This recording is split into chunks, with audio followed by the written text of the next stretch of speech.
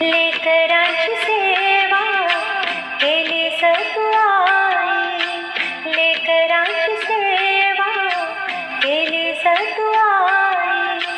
कसं पांग फेडू कसं पोचणाई, तुझ्या उपकारा जगी तोड नाही, तुझ्या उपकारा जगी तोड नाही.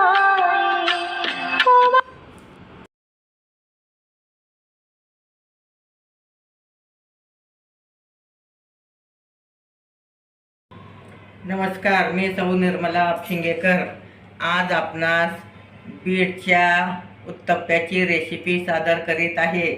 2 वाट्या रवा घेणे आणि अर्धी वाटी बेसन घेणे आणि दही घालणे त्यात 1 पळीवर आणि व्यवस्थित कालून घेणे. मी ताक पण घालत आहे. व्यवस्थित कालून घेणे, सरसरीत होजेपर्यंत कालून घेणे. आता 1 वाटी पाणी पण घालणे किंवा तुम्ही अर्धी वाटी घाला, मग नंतर लागलं तर परत घाला. जर पातळ झालं तर परत तुम्हाला बेसन किंवा रवा घालावं लागेल. हे उत्तप्पा खूप पौष्टिक आहे. बीटमध्ये हिमोग्लोबिन जास्त असतं आणि रोगप्रतिकार शक्ती वाढते. खेळाडूंना तर बीट खाण्यास सांगतात ताकद वाढण्यासाठी.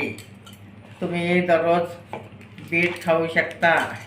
आता नुसतं बीट मुलं खात नाहीत, त्यामुळे उत्तप्पा करून खाणे. उत्तप्पा केल्यामुळे मुलं आवडीनं खातात आणि टमाटो बीट एकत्र खाल्ल्यामुळे आणि जास्त हिमोग्लोबिन रोगप्रतिकार शक्ती वाढते. त्यामुळं तुम्ही दररोज टमाटा आणि बीट खाऊ शकता. त्वचा मुलायम होते आणि हिमोग्लोबिन वाढतं. खूप पौष्टिक आहे बीट, नुसतंच खाऊ वाटत नाही. आता आपण चवीपुरतं मीठ घालत आहोत आणि तुम्ही हिरवी मिरची घालू शकता. मी तांबडी मिरची घालत आहे. तांबड्या मिरचीनं छान कलर येतं.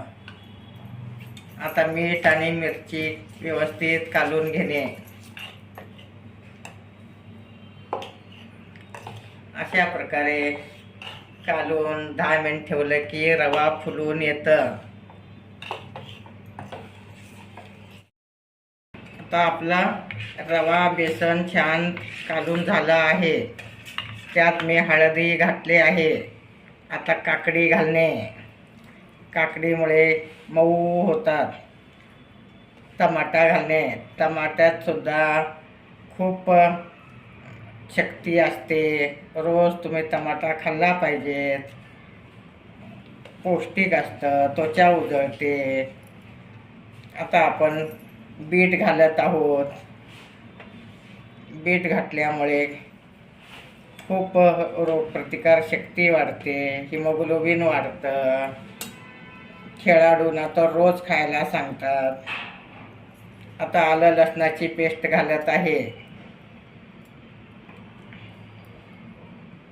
ओवा, धन्या जिऱ्याची पावडर, पांढरे तीळ हेही घालणे तिन्ही. कोथिंबीर घालत आहे. कांदा, बारीक 1 कांदा घालणे. अगदी बारीक चिरून घेणे आणि कोथिंबीर घालणे. सगळं एकत्र कालून घेणे.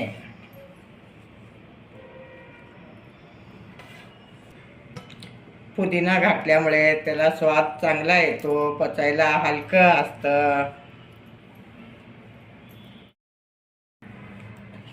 आता आपण तव्याला तेल लावून घेणे. तवा तापला आहे. तेल लावल्यामुळे चिटकणार नाही आणि पीठ सुद्धा तुम्ही पाहू शकता छान मुरलं आहे. तर मी ह्याच्यावर 1 पळी घालून घेत आहे. अगदी तुम्ही मोठे घालू शकता, छोटे घालू शकता. आता आपण वर झाकण ठेवणार आहोत. गोल गरगरीत घालून घेणे.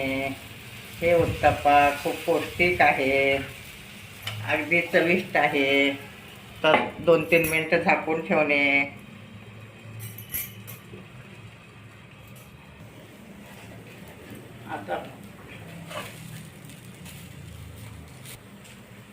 आता अशा टाईपमध्ये तुम्ही उलटून घेऊ शकता. अगदी व्यवस्थित भाजून घेणे. आता आपला उत्तप्पा तयार आहे. अगदी व्यवस्थित झाला आहे.